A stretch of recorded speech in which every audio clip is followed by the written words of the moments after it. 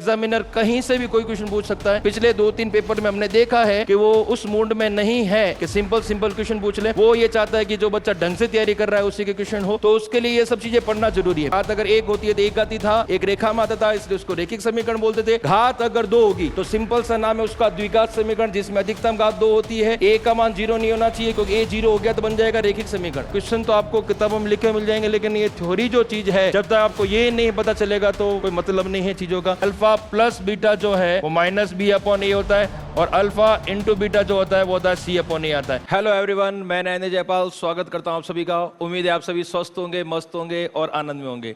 पिछली क्लास में अपन बात कर रहे थे रेखिक समीकरण के बारे में, और आज अपन एक नया टॉपिक शुरू करने जा रहे हैं। उस टॉपिक का नाम है द्विघात समीकरण, क्वाड्रेटिक इक्वेशन। तो सबसे पहले अपन शुरू करते हैं द्विघात समीकरण क्या होता है और क्या नहीं होता है। तो सबसे पहले द्विघात समीकरण, नाम से पता चल रहा है कि द्विघात समीकरण क्या होता है और क्या नहीं होता है। तो नाम से अगर अपन इसके बारे में पता लगाएं तो आप गैस कर सकते हैं कि द्विघात समीकरण में क्या होता होगा। तो द्विघात समीकरण, जैसे कि इसका जो नाम है, तो द्विघात समीकरण जो है, द्वि का मतलब जो होता है वो होता है 2। द्वि का जो मतलब होता है वो होता है 2। तो अगर अपन यहाँ बात करें तो द्वि का मतलब जिसमें 2 और ये घात जिसको अपन बोलते हैं पावर, जिसमें 2 घात होती है, यानी कि अपन बोलते हैं कि जिसमें अधिकतम घात जो होती है वो, अगर अधिकतम घात जो होती है वो अगर 2 होती है। अधिकतम घात कितनी होती है? 2। अगर अपन अधिकतम घात 2 होती है तो उसको अपन बोल सकते हैं द्विघात समीकरण। क्या बोल सकते हैं? द्विघात समीकरण।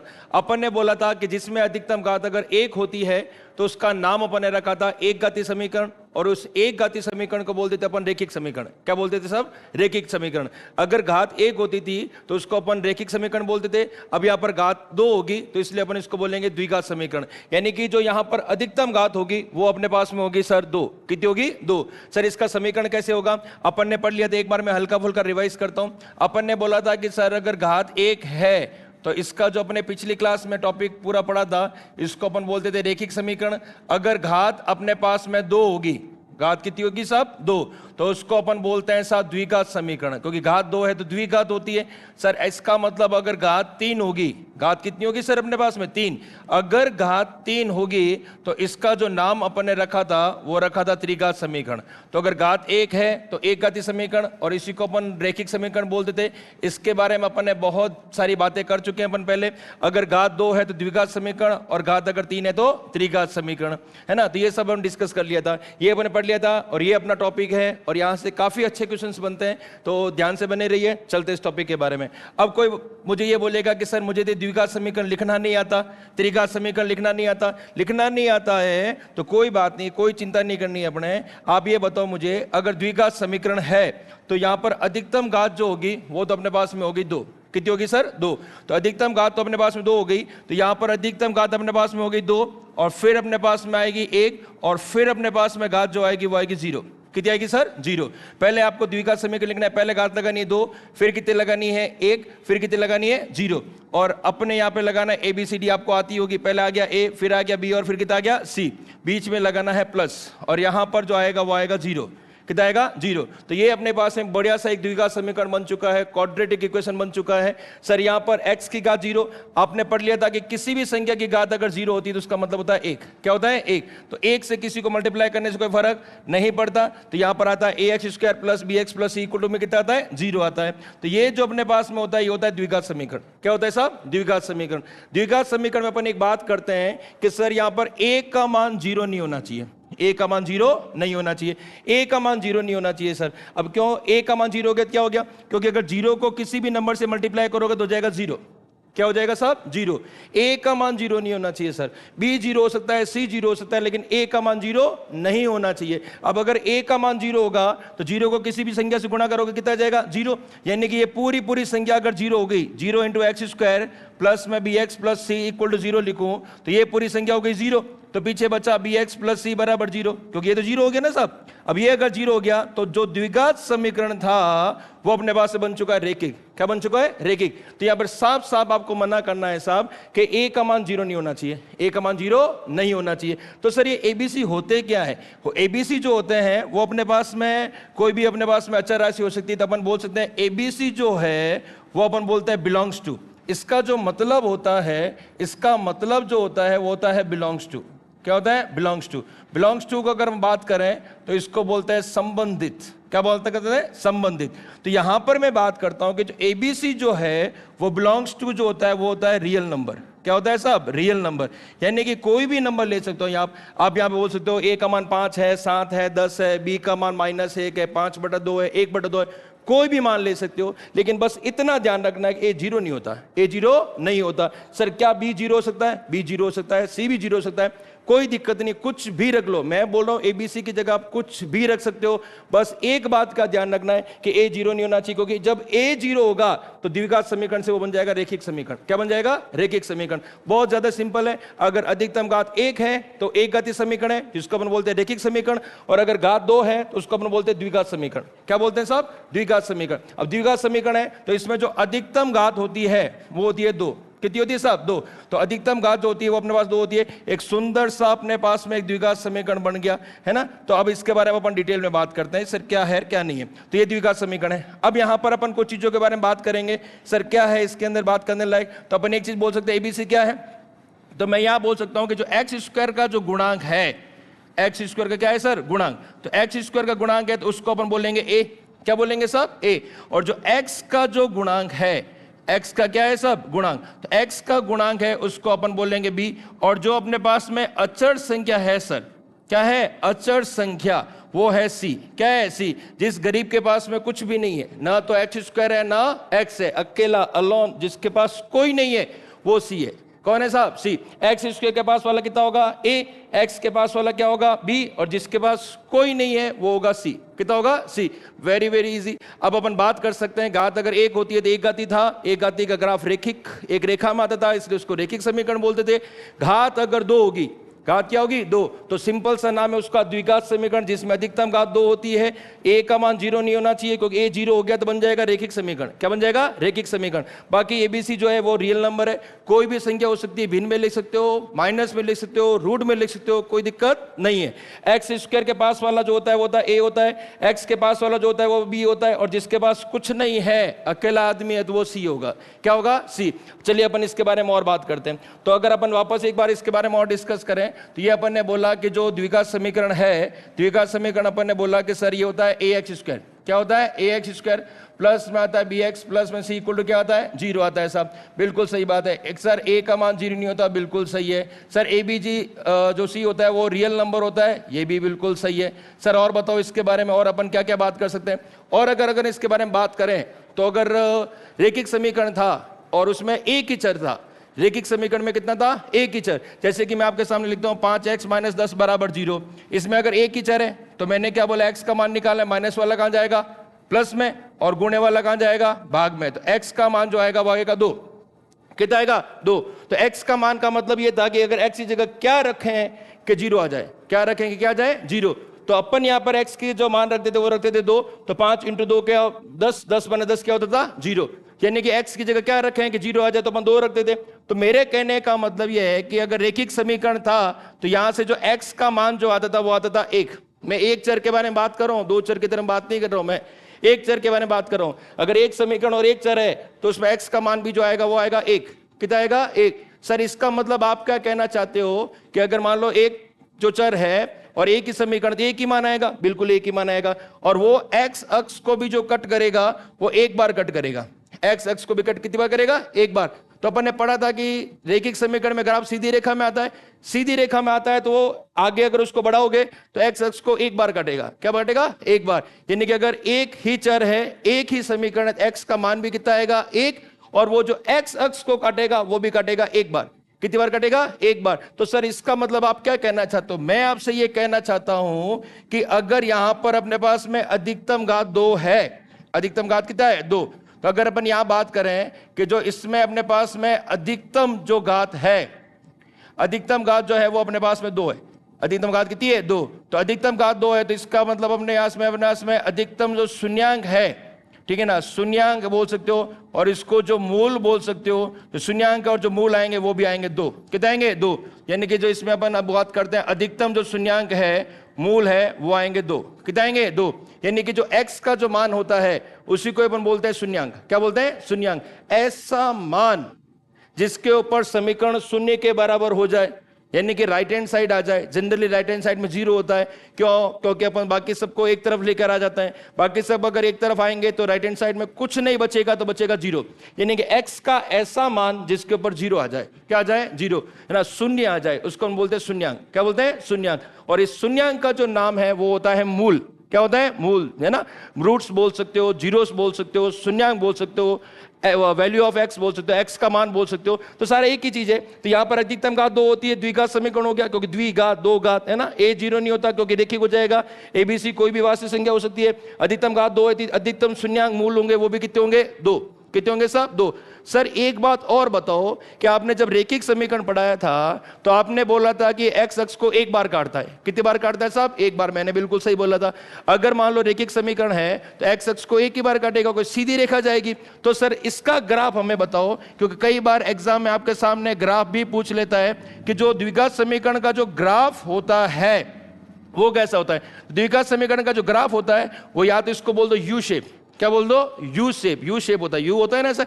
और इस यू शेप को अगर अपन एक बात बोले तो ये बनता है परवलय। क्या बनता है? परवलय। ठीक है।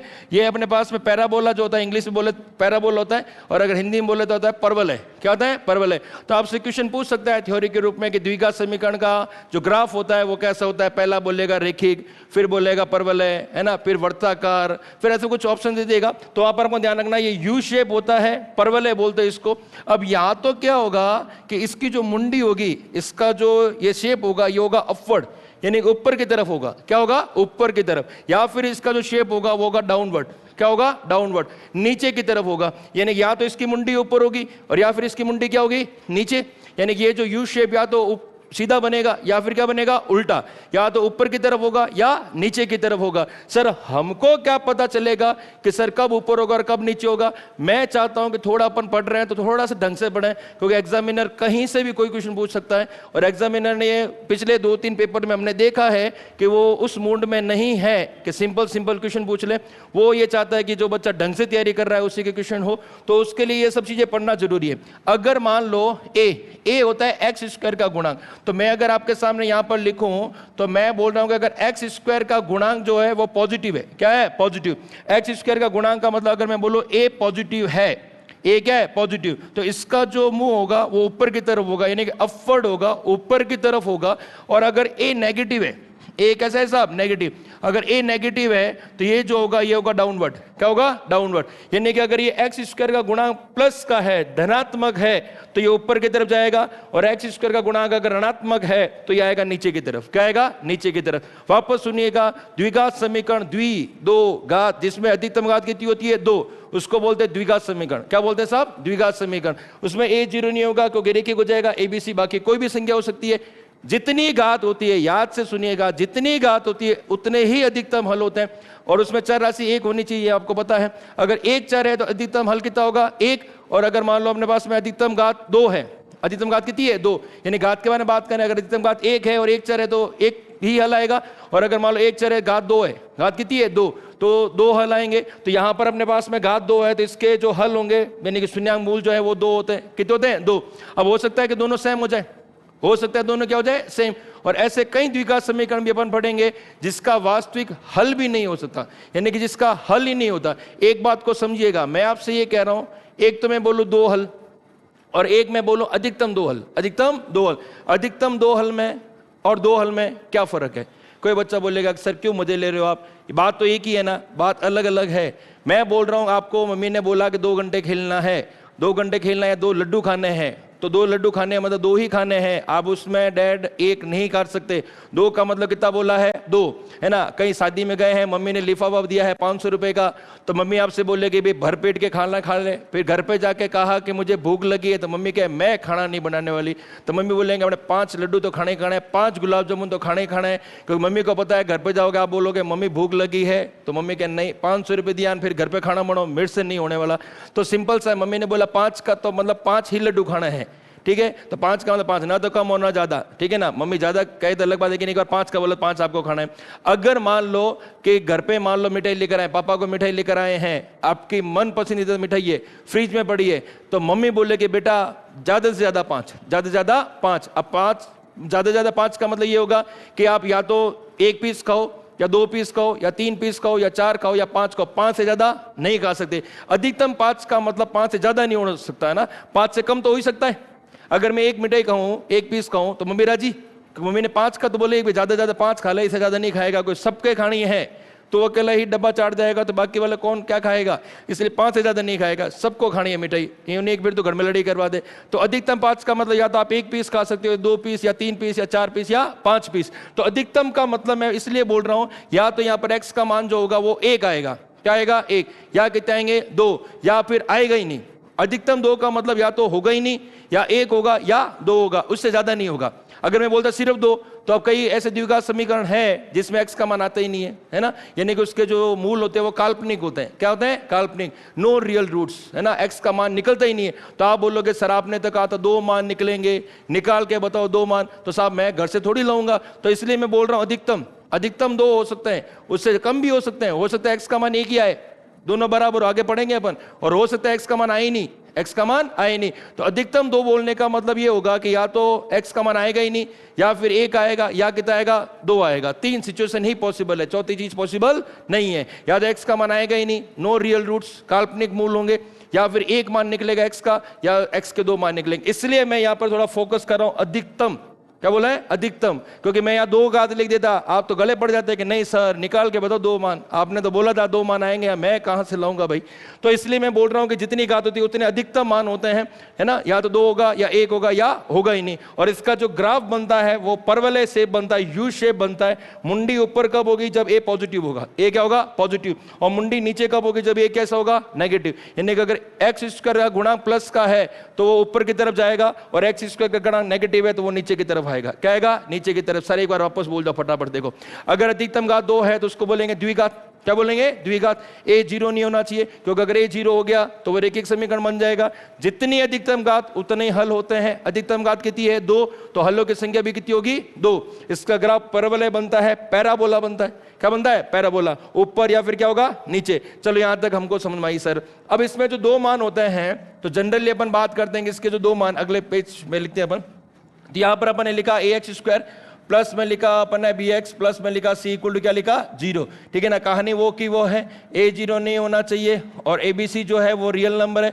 मैं चाहता हूं कि मैं बार बार लिखूं तो आपको चीजें अच्छी तरीके से याद हो जाए, है ना, क्योंकि आपके पास टाइम नहीं है, ऐसा फोन चलाना है, टीवी चलानी है, बाहर फिरना है, दोस्तों से गप्पे मारनी है, बहुत सी चीजें मुझे पता है। आपके पास बिल्कुल भी नहीं टाइम है, बहुत ज्यादा बिजी हो आप, है ना, तो थोड़ा बहुत टाइम ही रहता है आपके, इसलिए मैं कोशिश कर रहा हूं याद करो। तो बाकी बहुत बिजी शेड्यूल है आपका, तो टाइम नहीं मिल पाता आपको, आपकी कोई गलती नहीं है इसके अंदर। तो यहां पर अगर अपन बात करें तो यहां पर जो आता है वो आता है अधिकतम घात।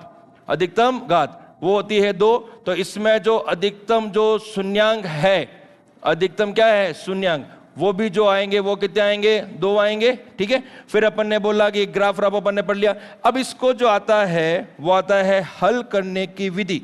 क्या आता है साहब? हल करने की विधि।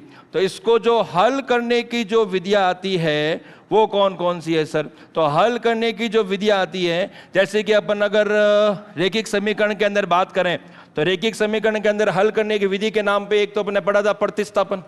क्या पढ़ा था? प्रतिस्थापन। एक अपन ने पढ़ा था विलोपन, और एक अपन ने पढ़ा था वज्र गुणन। तो रेखिक समीकरण को हल करने की विधि अपने पढ़ी थी 3। कितनी पढ़ी थी? 3। और आपने शायद पढ़ा होगा, नहीं तो टाइम निकाल के पिछला वीडियो देखना, उसमें अपने रेखिक समीकरण को हल करने की 3 विधियां पढ़ी थी। कितनी पढ़ी थी? 3। प्रतिस्थापन, विलोपन और क्या पढ़ा था? वज्र गुणन। अब यहां पर इसको हल करने की विधियां जो आती है, एक पहली विधि जो आती है वो आती है गुणनखंड।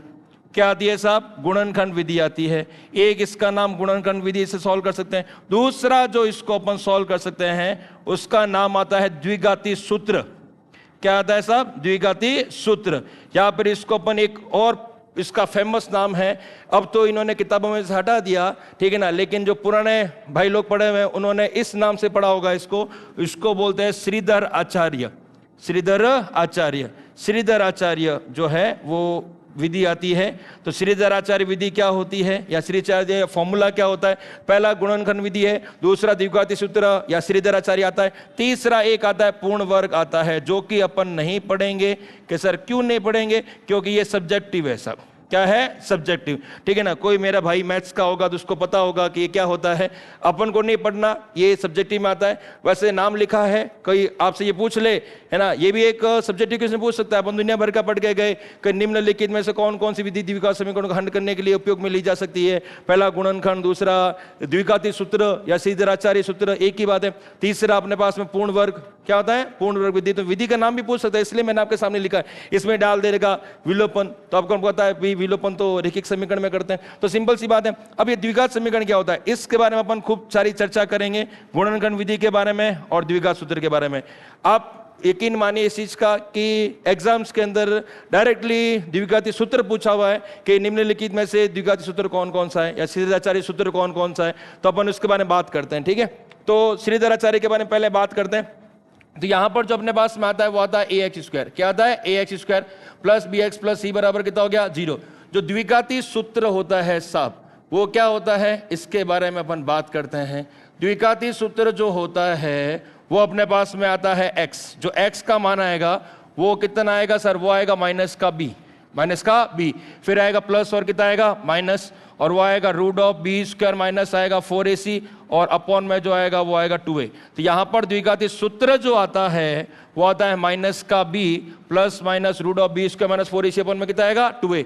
सर गुणनखंड विधि पढ़ेंगे अभी 2 मिनट में, उसी के ऊपर आ रहा हूं मैं। तो मैं आपको क्या करूंगा कि गुणनखंड विधि, द्विघाती सूत्र जो है यानी कि श्रीधराचार्य सूत्र है, दोनों के क्वेश्चन साथ साथ अपन चलेंगे ताकि आपको ये भी समझ में आ जाए, ये भी समझ में आ जाए। और इसको अपन 4 से 5 तरीके से कर सकते हैं, 4 से 5 तरीके से द्विघात समीकरण का हल निकाल सकते हैं। तो ध्यान से देखेंगे, अपन सारी चीजें पढ़ेंगे। एक बार के लिए इसके बारे में थोड़ा बात करते हैं। तो यहाँ ये जो होता है ये होता है द्विघाती सूत्र, या इसको बोलता है श्रीधराचार्य। ठीक है ना, श्रीधराचार्य नाम होता है, श्रीधराचार्य अपन बोल रहे हैं इसका। तो श्रीधराचार्य सूत्र जो होता है वो ये होता है minus b plus minus root of b² minus 4ac, upon में कितना आएगा? 2 आएगा साहब। यहाँ पर जो है बीच में एक बार आता है प्लस और एक बार क्या आता है? माइनस। ठीक है, क्यों आता है सर? अब देखो, किसी को ये लगे कि सर ये फॉर्मूला कहाँ से आता है, तो आप आराम से कमेंट करके बताएं। मैं इसके ऊपर भी वीडियो बना सकता हूं, इसके ऊपर को भी बता सकता हूं कि भी ये कहां से आता है। आपसे कोई नहीं पूछेगा, लेकिन अगर किसी को लगे कि नहीं सर थोड़ा सा मुझे ये थोड़ा सर दर्द है, मेरा होता था कई बार, मुझे कोई सर सूत्र बताते, मैं सोचता यार ये कहां से आया ये, है ना। तो अगर किसी को है ऐसी तलब तो आप जरूर बताएं, मैं सॉल्व करके बताऊंगा इसको कि ये कहां से बनता है। अब इसमें x के 2 मान आते हैं, कितने मान आते हैं? 2। तो x के 2 मान आते हैं। मैंने आपको बोला कि अगर मान लो अधिकतम का 2 है तो इसके मान भी कितने आएंगे? 2। तो एक का तो मान है अपने पास में अल्फा, कितना है सब? अल्फा। और एक अपने पास में जो होगा वो होगा बीटा। एक मान तो मान लिया अल्फा, और दूसरा क्या है? बीटा। सही, अल्फा बीटा क्या चीज है? अरे नाम है यार, घर में 2 जने हैं, सोनू मोनू नाम रख दिया अपने पास में, तो नाम का तो क्या है, कोई कुछ भी रख सकते हैं। आप चाहो तो x1 और x2 बोल दो, x1 और क्या बोल दो? x2। अब ये क्या है, अल्फा और बीटा थोड़ा फेमस हो गए, एनसीईआरटी बुक में है, तो इसलिए इसको बोल दिया अल्फा और बीटा। नाम में नहीं जाना है, कोई लॉजिक नहीं है, किसी ने रखा नाम अल्फा बीटा तो अल्फा बीटा रख दिया, तो इसमें लॉजिक ढूंढने की कोशिश मत करना। तो यहाँ पर x की अधिकतम घात 2 है तो x के मान भी 2 आएंगे। तो एक का मैंने मान बोला, नाम रखा अल्फा, और दूसरे का नाम क्या मैंने रखा? बीटा। सर कैसे आएगा अल्फा बीटा? अब ध्यान से देखो, इसके बीच में एक बार तो प्लस और एक बार बीच में क्या है? माइनस। तो अपन क्या करेंगे साहब, एक बार तो दोनों के बीच में लेंगे प्लस। क्या लेंगे? प्लस। ध्यान से देखना साहब, एक बार तो अपन दोनों के बीच में लेंगे प्लस, और एक बार अपन दोनों के जो बीच में लेंगे वो लेंगे माइनस। क्या लेंगे साहब? माइनस। तो एक बार तो अपन दोनों के बीच में लेंगे प्लस, क्या लेंगे? प्लस, और एक बार अपन दोनों के बीच में क्या लेंगे? माइनस। तो मुझे बताओ कि x के 2 मान आएंगे कि नहीं आएंगे? बिल्कुल आएंगे साहब। एक बार तो अपन बीच में लेंगे प्लस और एक बार बीच में क्या लेंगे? माइनस। तो x के मान कितने आ जाएंगे साहब? 2। कितना आएंगे? 2। सर ये ABC क्या है? ABC अपन बोल चुके हैं, अब ABC पहले पढ़ चुके हैं। जो ABC होता है यानी कि जो A होता है वो x² का गुणांक होता है, जो A जो होता है x² गुणांक होता है, B जो होता है वो x का गुणांक होता है, और जिसके पास कुछ नहीं है वो C होता है। x² का गुणांक कौन होता है? A। x का गुणांक कौन होता है? b, और जो अचर राशि है वो होता है c। क्या होता है? c। तो अपन यहाँ पे मस्त abc का मान रखेंगे और आंसर लाएंगे। उससे पहले मैं आपसे कुछ चीजें बताना चाहता हूं, वो आप थोड़ा ध्यान से देखो साहब। ये मैं आज आपको बता रहा हूं, अगले वीडियो में इसके क्वेश्चन करूंगा। जहां तक मैं समझ पा रहा हूं पैटर्न, आपसे मूल निकालना या जीरोस निकालना, शून्यांक निकालना नहीं पूछेगा। ठीक है ना। फिर भी आपको पता तो होना ही चाहिए हल करने की विधि, लेकिन क्वेश्चन वो आपसे दूसरा पूछेगा। पेपर का पैटर्न बदल चुका है, आप सिंपल सिंपल ऊपर ऊपर से तो पढ़ के नहीं जा सकते। अगर और दूसरी बात, अगर मैथ्स में 50 क्वेश्चन है तो छोड़ के बिना भी सिलेक्शन होना नहीं है, तो थोड़ा ढंग से पढ़िएगा। सिलेक्शन करवाएगी तो मैथ्स करवाएगी, रोकेगी भी तो मैथ्स रोकेगी। बिना मैथ्स के सिलेक्शन नहीं होना है, और मैथ्स में भी क्वेश्चन का लेवल जो है वो अच्छा आएगा। तो यहां पर एक बार थोड़ा ध्यान से देखिए, इसलिए मैं थोड़ा डेप्थ में पढ़ा रहा हूं, मैं नहीं चाहता होगा ऊपर ऊपर से पढ़ के जाए। तो यहां पर जो अपन बात करते हैं वो आता है अपने पास शून्यांकों का योग। शून्यांकों का योग, तो शून्यांकों का योग क्या होता है?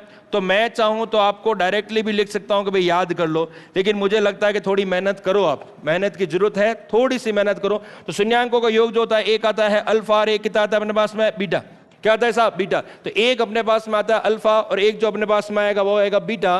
तो यहां पर एक जो एक्स का मान तो ये था और एक ये था, तो इसको अपन बोलेंगे अल्फा। क्या बोलेंगे साहब? अल्फा।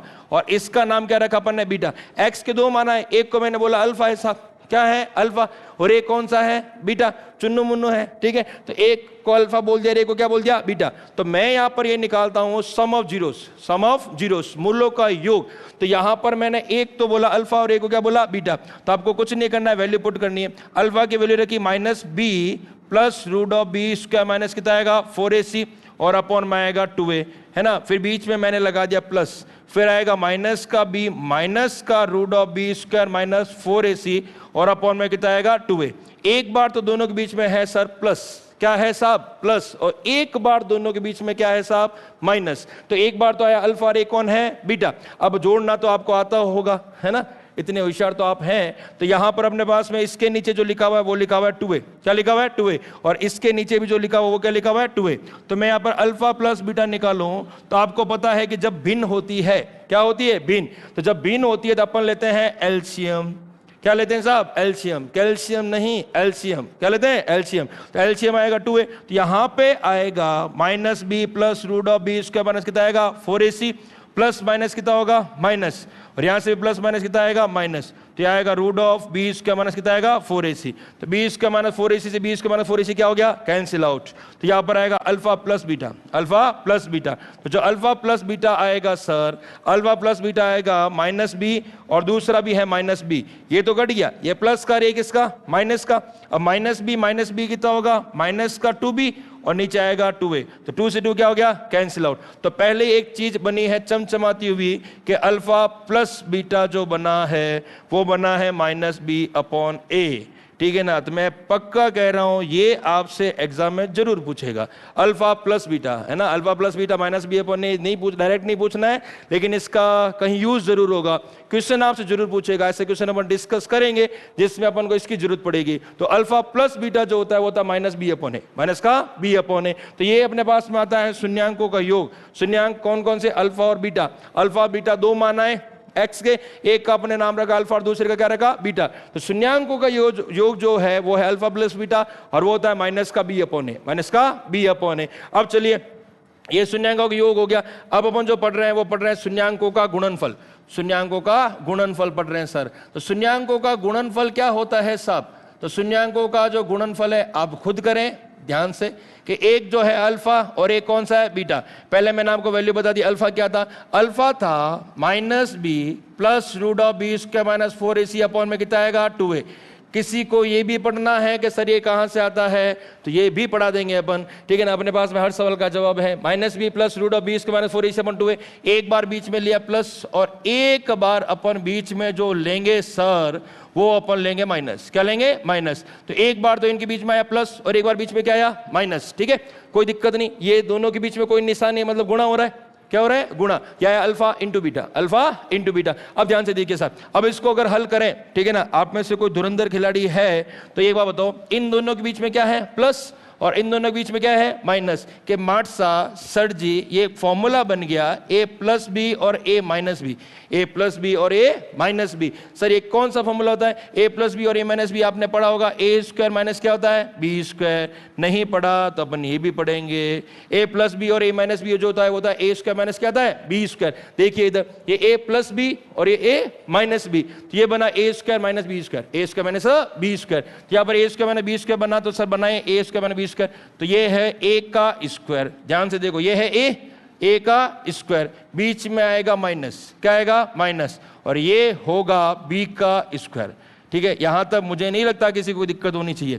ये अपने पास में ए स्क्वायर माने बी स्क्वायर, ये है ए तो ए का स्क्वायर माइनस की जगह माइनस, और ये बी है तो बी का स्क्वायर, बी का स्क्वायर। जब 2a से मल्टीप्लाई होगा तो ये होगा सर 4a स्क्वायर। कितना होगा 4a स्क्वायर। जब 2a से मल्टीप्लाई हो जाएगा तो क्या हो जाएगा 4a स्क्वायर। अब देखिए इधर ये है alpha into beta, alpha into beta, minus minus क्या होगा प्लस, माइनस माइनस क्या होगा प्लस, तो ये जो आएगा ये आएगा बी स्क्वायर। कितना आएगा बी स्क्वायर, माइनस माइनस क्या होगा प्लस, बीच में आएगा माइनस, कितना आएगा माइनस। अब ये स्क्वायर से रूट क्या हो जाएगा कैंसिल आउट, बात कर चुके हैं। स्क्वायर से रूट क्यों करता है, रूट का मतलब होता है 1/2 और ऊपर ये 2, 2 से 2 करता है तो ये 2 से 2 कट जाएगा। तो अपन ऐसे बचपन से पढ़ रहे हैं कि स्क्वायर से रूट करता है। मुझे थोड़ा खराब लगता है ऐसा बताने में कि यार स्क्वायर से रूट करता है, कोई सोचेगा सर जी क्या कर रही है, तो स्क्वायर से रूट नहीं करता है, रूट का मतलब होता है 2, 2 से 2 करता है, तो कुल मिला के ये रूट हट जाएगा, रूट हट जाएगा। तो रूट हटेगा तो आएगा B square minus 4ac, B square minus कितना आएगा 4ac, और अपॉन में जो आएगा वो आएगा 4a स्क्वायर। कितना आएगा साहब 4a स्क्वायर।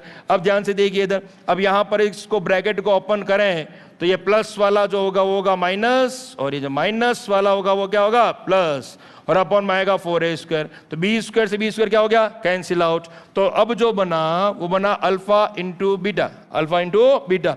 यहां पर आएगा 4ac अपॉन में आएगा 4a स्क्वायर। 4 से मेरा भाई 4 गया, एक ए से एक ए गया, तो अल्फा इंटू बीटा जो बनेगा वो बनेगा सी upon a, alpha into beta जो बनेगा वो क्या बनेगा सी अपॉन ए। के सर मानने तो ओ अल्फा लिखना ही नहीं आवे सर, देखो आई यू फिर आई यू फिर आई यू, ठीक है, ये यू और ये यू, ये होता है अल्फा। और बी की पूंछ बड़ी कर दो ये हो जाएगा बीटा, क्या हो जाएगा बीटा, है ना, बी की पूंछ बड़ी कर दो क्या हो जाएगा बीटा। तो ये होता है अल्फा प्लस बीटा और अल्फा इंटू बीटा। सर एक बार वापस बताओ देखे, ये तो आपको कोई नहीं पूछेगा, मेरे को बस ये बात बतानी थी एक तो कि अल्फा प्लस बीटा क्या होता है और अल्फा इंटू बीटा क्या होता है। मैंने आपको डेरिवेशन करवाया ताकि थोड़ा सा दिमाग में क्लिक हो, कुछ नहीं करना है, थोड़ा सुकून अगर रखते हो तो ये बताओ, ये फॉर्मूला याद करना, डायरेक्टली भी पूछा हुआ है, ठीक है ना। तो देखो दिमाग लगो, यहां पर फॉर्मूला है minus B plus minus root of B square minus 4ac upon 2a।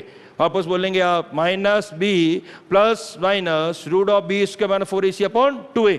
एक बार तो दोनों के बीच में लेंगे प्लस और एक बार दोनों के बीच में क्या लेंगे माइनस। एक्स के जो मान आएंगे वो आएंगे 2, कितने आएंगे 2।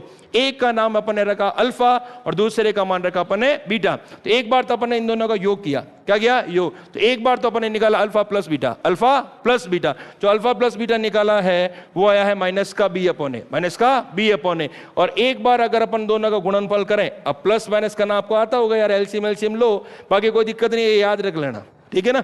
दूसरा अपन अगर दोनों का गुणा करें तो गुणनफल मैंने करके बता दिया, ए प्लस बी इंटू ए माइनस बी, ए स्क्वायर माइनस बी स्क्वायर। यहां से कट पिटा के जो बचा है फाइनल वो बचा है alpha into beta, alpha into beta वो बचा है सी अपॉन ए। क्या बचा है सी अपॉन ए। सर एक बार वापस थोड़ा बताएं, तो अपन ने क्या पढ़ा अभी तक, ये होता है अपने पास में a x square plus b x plus c equal to 0।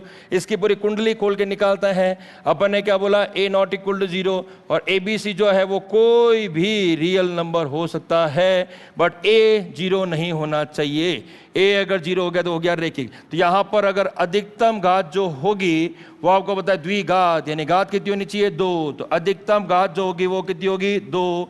तो इसमें जो अधिकतम हल होंगे सर, अधिकतम जो हल होंगे वो भी कितने होंगे सर 2, है ना। इसके 2 हल है, एक को बोला अल्फा और एक को क्या बोला सर अपन ने बीटा। एक को बोला अल्फा और एक को क्या बोला बीटा। फिर अपन ने क्या पढ़ा सर कि इसका जो ग्राफ बताओ सर, ग्राफ कैसा होता है। ग्राफ अपन ने पढ़ा, इसका ग्राफ आता है यू शेप। क्या आता है U shape, U shape, you you you for umbrella, है ना। या फिर इस यू शेप का नाम जो है वो है परवलय। क्या है साहब परवलय। फिर इसको हल करने के लिए अपन ने एक सूत्र पढ़ा, वो अपन ने पढ़ा द्विघाती सूत्र, द्विघाती सूत्र। और द्विघाती सूत्र जो होता है साहब वो होता है x इक्वल टू, क्या होता है x इक्वल टू, वो आता है minus B plus minus root of B square minus कितना आएगा 4ac और अपॉन में जो आएगा वो आएगा 2a। यहां पर अपने पास द्विघाती सूत्र है, x के मान भी 2 आएंगे, एक आएगा minus B plus minus root of B square minus 4ac upon कितना आएगा 2a। अब इसका 2 चीजें अपन और पढ़ी, शून्यांकों का योग जो अपन ने पढ़ा कि जब शून्यांकों का योग क्या आता है, तो शून्यांकों का जो योग आता है वो आता है alpha plus beta, alpha plus beta वो होता है माइनस बी अपॉन ए। फिर अपने पास में शून्यांकों का जो गुणा आता है, तो शून्यांकों का जो गुणा आता है वो होता है अल्फा इंटू बीटा और वो आएगा सी upon A. C upon a, एक होता है alpha plus beta minus b upon a, alpha into beta equal to c upon a. तो काम की बातें जो है वो अपने पास में ये थी, ये सब अपन ने निकाल के बताया, ठीक है ना। लेकिन अपन को एग्जाम में तो ये डायरेक्ट फॉर्मूला याद होना चाहिए। यहां तक मुझे लगता है कोई दिक्कत नहीं होनी चाहिए किसी की, ठीक है ना। तो alpha plus beta minus b upon a, alpha into beta c upon a. एक छोटी सी बात मैं आपसे और करना चाहता हूं, थोड़ा ध्यान से देखिएगा, देखिए थोड़ा दिमाग लगा के देखो, ये भी इंपॉर्टेंट चीज है, ठीक है ना। फिर इसके क्वेश्चन आंसर करेंगे, पहले इसका थोड़ा पोस्टमार्टम करते हैं यार, क्या होता है, कितनी विधियां हैं, शून्यांक कितने आएंगे, ग्राफ कितने आएंगे, शून्यांक का योग कैसे निकलता है, गुणनफल कैसे निकलता है। क्वेश्चन तो अपन खूब करेंगे, एक बार समझो पूरा, है ना। क्वेश्चन तो आपको किताबों में लिखे मिल जाएंगे, लेकिन ये थ्योरी जो चीज है, जब तक आपको ये नहीं पता चलेगा तो कोई मतलब नहीं है चीजों का। तो एक छोटी सी बात अपन वापस एक बार देखते हैं, a x square plus b x plus c, a x square plus b x plus कितना था, सी। थोड़ा ध्यान से देखो, अब अगर मान लो ये बहुपद दिया हुआ है, एग्जाम में बोला हुआ है बहुपद, क्या बोला हुआ है, बहुपद। तो थोड़ा ध्यान से देखो, बहुपद है, बहुपद में क्या है सर, मैंने बोला जीरो नहीं होता, बराबर में कुछ नहीं होता यार, ये बहुपद है। अब मुझे अगर इसको सॉल्व करना है तो अपन एक बार के लिए थोड़ा यहां लिख देता हूं। अपन ने क्या पढ़ा है कि अल्फा प्लस बीटा जो है वो माइनस बी अपॉन ए होता है, और अल्फा इंटू बीटा जो होता है वो होता है सी अपॉन ए आता है। मैं अगर कोई चीज जो मैं बताना चाहता हूं तो मैं डायरेक्ट भी लिख सकता हूं, डायरेक्ट भी लिख सकता हूं। मुझे लगता है आपको फील नहीं आएगा उससे, आप समझ नहीं पाओगे कि यार सर ये आया कैसे। ये किताबों में लिखा हुआ है, हर जगह लिखा हुआ है, लेकिन कोई ये बात नहीं करता कि सर ये आता कहां से। और मुझे पता है आप भी बहुत ज्यादा बिजी हो, कभी कोशिश नहीं की इस चीज को समझने की, थोड़ा एकदम एकांत में अलग से बैठने की, है ना, कि सर ये कहां से आया। अगर एक बार अगर थोड़ा 15-20 मिनट टाइम दे देते तो मेरे को नहीं लगता कि ये कभी कोई देखने की जरूरत भी पड़ती है आपको। आप इवन दूसरे को बता सकते, इधर आ मैं बता दूं देख कहां से आया। तो जब तक ये पता नहीं चलेगा कि कहां से आता है, क्यों आता है, जब तक alpha plus beta minus b upon याद कर रहे थे तो ठीक था, लेकिन आज दोनों को सम करके देख लिया, जोड़ के देख लिया, माइनस बी अपॉन ए, तो फील आ गया हाँ सर आता तो माइनस बी अपॉन ए है। मैं तो कह रहा हूं कभी भूल भी गए तो भी कोई ज्यादा बड़ी बात नहीं है, 2 मिनट लगेंगे, देख सकते हो आप बना के। अल्फा इंटू बीटा करके देख लिया, सी अपॉन ए कहां से आता है। अगली चीज जो मैं लिखवाने जा रहा हूं तो वो भी मैं चाहता हूं कि आप थोड़ा सा समझे, कोई ज्यादा बड़ी बात नहीं है, 2-4 मिनट की बात है, तो थोड़ा ध्यान से समझो। बाकी अपन याद तो डायरेक्ट, मैंने आपको यही भी बताया डायरेक्ट तो यही करना है, लेकिन वो क्यों बताया, ताकि आपको फील आए कि नहीं सर ये बनता कहां से। अब देखिए, देखो इधर, अब यहां पर अगर इसको अपन सॉल्व करें तो पहली बात तो मैं कह रहा हूं कि यहां से ए कॉमन ले लो। मैं इसको अगर हल कर रहा हूं, बराबर में जीरो नहीं है, मैं तो अगर इसी का मान निकालूं, इसी का मान निकालो, चलो मैं इसको नीचे लिख देता हूं। अगर मैं इसी का मान निकालूं, मैंने ए कॉमन लिया, ए के लिया सब कॉमन। सर ए कॉमन क्यों लिया, क्यों लिया, मेरी मर्जी। अभी पता चलेगा आपको ए कॉमन क्यों लिया, मेरी मर्जी नहीं, मैं बताऊंगा क्यों लिया। यहां पे देखो, अगर ए कॉमन लिया तो यहां पर आएगा एक्स स्क्वायर, कितना आएगा एक्स स्क्वायर। अगर मैं यहां से ए कॉमन लूंगा तो यहां पर ए पूरा पूरा कॉमन आ गया, आ गया एक्स स्क्वायर, कितना आ गया एक्स स्क्वायर। कि सर मजाक कर रहे हो, ऐसे कैसे कॉमन ले लिया आपने, यहां पर तो ए है ही नहीं, यहां पर तो ए है ही नहीं। तो साहब अगर ए नहीं है तो आप ध्यान से देखो, जिस संख्या के पास में जैसे कि बी एक्स है और इसमें से मैं अगर ए कॉमन ले रहा हूं और ए नहीं है तो यहां पर ए जाएगा भाग में। जो संख्या उसके पास नहीं है अगर वो कॉमन लेते हो तो अपॉन में आ जाती है, भाग में आ जाती है। तो यहां पर बनेगा बी अपॉन ए, क्या बचेगा साहब, बी अपॉन ए। और यहां जो बचेगा वो बचेगा सी अपॉन ए, सी अपॉन ए। कि सर नहीं समझ आया, नहीं ध्यान पड़ा सर मैंने तो एक बार तो इसको मल्टीप्लाई करो तो यहां पर आएगा ए एक्स स्क्वायर, क्या आएगा ए एक्स स्क्वायर। ये इसको इससे मल्टीप्लाई करो तो ए से कट जाएगा, तो ये इससे भी होगा, ये इससे भी होगा और ये इससे भी होगा। जब ये इससे मल्टीप्लाई होगा तो ए से कट जाएगा तो बचेगा बी एक्स। जब ये इससे मल्टीप्लाई होगा तो ए से कटेगा, पीछे क्या बचेगा सी। तो भाई यही तो आई बारी बात, ऊपर वाला बना कि नहीं बना, बन गया। तो मैं यही कह रहा हूं यार कि जब ये ए कॉमन आएगा, यहाँ एक्स स्क्वायर, यहाँ ए नहीं है तो नीचे चले जाएगा, यहाँ भी ए नहीं है तो नीचे चला जाएगा। यहाँ बना x square plus b upon a x plus बना सी अपॉन ए। सर इससे क्या हुआ बनने से, देखो दिमाग लगाओ, एक्स स्क्वायर की जगह क्या लिखा हुआ है एक्स स्क्वायर, तो समझ आ गया। अगर ए नहीं होगा तो ये भाग में जाएगा, ए का जाएगा भाग में। कि सर ठीक है, अब देखो आगे बताओ, आगे बताओ। तो आगे मैं आपसे ये बात करूं, ये देखो बी अपॉन ए क्या है साहब, ये बी अपॉन ए, और यहां भी क्या लिखा हुआ है बी अपॉन ए।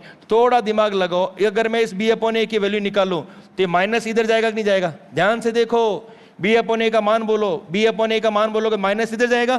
तो यहां पर जो एक्स स्क्वायर की जगह एक्स स्क्वायर है, प्लस की जगह प्लस है, ये जो बी अपॉन ए का जो मान है माइनस अगर इधर आएगा तो ये माइनस का अल्फा प्लस बीटा होगा कि नहीं होगा। सर वापस बताओ, एक्स स्क्वायर की जगह एक्स स्क्वायर, प्लस की जगह प्लस, बी अपॉन ए का मान बोलोगे तो ये माइनस का इधर आएगा तो ये माइनस का होगा अल्फा प्लस बीटा। एक्स की जगह एक्स, प्लस की जगह प्लस, और अल्फा इंटू बीटा जो है वो सी अपॉन ए है, तो यहाँ पर सी अपॉन ए की जगह अपन अल्फा इंटू बीटा लिख सकते हैं। तो मेरी बात सुनो, मैंने इसलिए बी नीचे लेकर आया ताकि बी अपॉन ए का मान मुझे पता है और सी अपॉन ए का मान मुझे पता है, तो मैंने बी अपॉन ए की जगह बी अपॉन ए का मान रख दिया, सी अपॉन ए की जगह सी अपॉन ए का मान रख दिया। तो क्या बना सर, ये बना ए, फिर आया एक्स स्क्वायर, ये प्लस और ये क्या है माइनस, तो ये आएगा माइनस, यहां पर आएगा alpha plus beta into x plus में आएगा अल्फा बीटा, कितना आएगा अल्फा बीटा, यानी कि क्या बना, ये बना ए, एक्स स्क्वायर की जगह एक्स स्क्वायर, माइनस की जगह माइनस, तो ये जो आता है अल्फा प्लस बीटा, ये आता है शून्यांकों का योग, शून्यांकों का योग। जब मैं क्वेश्चन कराऊंगा तब बताऊंगा ये कितनी बढ़िया बात है, कितनी गजब बात आज आपने प्रूफ की है। ए की जगह एक्स स्क्वायर की जगह एक्स स्क्वायर, माइनस की जगह माइनस, अल्फा प्लस बीटा शून्यांकों का योग, एक्स की जगह एक्स, और अल्फा इंटू बीटा जो होगा साहब वो होगा शून्यांकों का गुणनफल, शून्यांकों का गुणनफल होगा साहब, ठीक है। अब देखो दिमाग लगाओ, थोड़ा सा इस चीज में अपन और पढ़ते हैं, ठीक है। तो ये जो अपने पास में आया, ये अपन अगर बात करें तो ये अगर बात करें तो इस चीज को अपन ऐसे बोल सकते हैं कि सर ये जो चीज है ये होती है ए एक्स स्क्वायर, क्या आती है a x square plus b x plus c जो है वो इसके बराबर होता है, a x square plus b x plus c जो होता है वो इसके बराबर होता है, ठीक है ना। अगर मैं मान लो यहाँ पर जीरो लिखता, क्या लिखता जीरो, तो इसको भी अपन किसके बराबर लगा सकते हैं जीरो। मैं एक बार और बता देता हूं, अगर मान लो a x square plus b x plus c बराबर जीरो होता तो इस चीज को मैंने क्या लिखा ए, फिर मैंने लिखा एक्स स्क्वायर माइनस में लिखा alpha plus beta into x plus में आया था अल्फा बीटा बराबर में क्या था जीरो। तो ये गुणे वाला कहां जाता भाग में, ये गुणे वाला कहां जाता भाग में, तो ये x square minus alpha plus beta into x plus alpha beta बराबर कहां जाता जीरो, क्योंकि जीरो में ए का भाग दोगे तो कितना आएगा जीरो। तो ये चमचमाता हुआ एक फॉर्मूला बन गया। अगर बराबर में जीरो आ जाए तो अपन को ए लगाने की जरूरत नहीं है, और अगर बराबर में जीरो नहीं आता है तो अपन को यहां ए लगाना पड़ेगा, क्या लगाना पड़ेगा ए। तो सर ये फॉर्मूला बन गया। ये फॉर्मूला कैसा है सर, अगर मान लो यहां पर जो मैं इसको और लिखूं, एक्स स्क्वायर माइनस में जो आएगा वो आएगा शून्यांकों का योग, शून्यांकों का योग, और इंटू में जो आएगा वो आएगा एक्स, कितना आएगा एक्स, और प्लस में जो आएगा वो आएगा शून्यांकों का गुणनफल, शून्यांकों का गुणनफल। तो यहां पर जो बचेगा शून्यांकों का योग और इनटू में आएगा शून्यांकों का गुणनफल, और बराबर में कितना आ जाएगा सर जीरो आ जाएगा। तो ये बनेगा एक्स स्क्वायर माइनस की जगह माइनस शून्यांकों का योग इंटू एक्स प्लस शून्यांकों गुणा बराबर जीरो। सर ये क्या पढ़ा है आपने, मैं ये बोल रहा हूं कि शून्यांक मिले, मतलब शून्यांक मिले तो अपन द्विघात समीकरण बना सकते हैं। शून्यांक का योग यहां लिख देंगे, गुणा यहां लिख द्विघात समीकरण बनेगा, यानी कि द्विघात समीकरण से शून्यांक निकाल सकते हैं और शून्यांक से द्विघात समीकरण निकाल सकते हैं। उल्टा चल सकते हैं, अगर द्विघात समीकरण दे दे तो अपन शून्यांक निकाल लेंगे, अगर अपन को शून्यांक दे दे तो अपन द्विघात समीकरण निकाल लेंगे। बात समझ आ रही है, दोनों चीजें हैं। कोई आपसे ये जरूरी नहीं है कि भाई आपसे जो है द्विघात समीकरण देगा और शून्यांक निकालना पूछेगा। हो सकता है कि आपसे शून्यांक दे दे और बताए कि इसका द्विघात समीकरण निकालो, तो फॉर्मूला भी पूछ सकता है, अरे कुछ भी पूछ सकता है, चीजें पता सब होनी चाहिए। ये फॉर्मूला है, मेन काम की बात ये है, ठीक है ना। एक्स स्क्वायर माइनस शून्यांकों का योग इंटू एक्स प्लस शून्यांकों का गुणनफल इक्वल टू जीरो, ठीक है। मैं आपसे ये सारी चीजें पूछूंगा, alpha plus beta minus b upon a, alpha into beta equal to c upon a. एक बार मैं थोड़ा सा मैं वापस बोल देता हूं आपके सामने। पहले अपन ने पढ़ा द्विघात समीकरण अधिकतम घात कितनी होती है दो। सर अधिकतम घात दो मतलब अधिकतम हल भी कितने होते हैं दो, अधिकतम दो होते हैं। एक का नाम रखा अल्फा, एक को क्या नाम रखा बीटा। सर ग्राफ कैसा आता है, ग्राफ आता है यू शेप, क्या आता है यू शेप, जिसको बोलते हैं परवल है, क्या बोलते हैं परवल है। फिर अपन ने पढ़ा कि सर इसको हल करने की एक विधि तो है गुणनखंड विधि, एक आती है द्विघाती सूत्र यानी कि श्रीधराचार्य विधि, एक आती पूर्ण वर्ग, पूर्ण वर्ग सब्जेक्टिव है नहीं पढ़ते अपन। गुणनखंड और द्विघाती सूत्र के बारे में बात करते हैं। द्विघाती सूत्र क्या होता है सर, द्विघाती सूत्र जो होता है वो होता है x बराबर माइनस का b plus minus root of B square minus 4ac upon में क्या आता है 2a। एक बार बीच में आता है प्लस और एक बार क्या आता है माइनस, तो अपन एक बार x जो है उसके आगे प्लस का साइन यूज करेंगे, एक बार x के लिए माइनस का साइन यूज करेंगे। तो एक को बोलेंगे अल्फा और एक को क्या बोलेंगे बीटा। अपन ने दोनों को जोड़ा, अपन ने निकाला alpha plus beta, alpha plus beta, तो वो आया माइनस बी अपॉन ए। एक अपन ने निकाला alpha into beta, alpha into beta, तो वो आया सी अपॉन ए। क्या आया साहब सी अपॉन ए, यहां तक हो गया। फिर अपन ने एक चीज और पढ़ी कि अगर मान लो शून्यांक दे दे तो अपन द्विघात समीकरण कैसे निकालेंगे। तो अपन ने बोला एक्स स्क्वायर माइनस शून्यांकों का योग इंटू एक्स प्लस शून्यांकों का गुणनफल इक्वल टू कितना आएगा जीरो ना। एक्स स्क्वायर माइनस शून्यांकों का योग इंटू एक्स प्लस शून्यांकों का गुणनफल इक्वल टू जीरो, यानी कि अपन को द्विघात समीकरण दे तो अपन शून्यांक निकाल सकते हैं, और अगर अपन को शून्यांक दे तो अपन द्विघात समीकरण निकाल सकते हैं, दोनों कर सकते हैं। ये दिया तो ये आ जाएगा और ये दिया तो ये आ जाएगा। उम्मीद है आपको सब मस्त तरीके से समझ में आया होगा। गुणनखंड करना, द्विघाती सूत्र लगाना, ये अपन अगली क्लास में डिस्कस करेंगे। आज मेरा ये था कि मैं इसका इंट्रो कराऊं, होता क्या है, ठीक है ना। तो बहुत जल्दी अगली क्लास में डिस्कस करते हैं, क्वेश्चन को सॉल्व कैसे करते हैं, गुणनखंड विधि क्या होती है, या फिर ये फॉर्मूला लगाएंगे। चलिए मिलते हैं, धन्यवाद।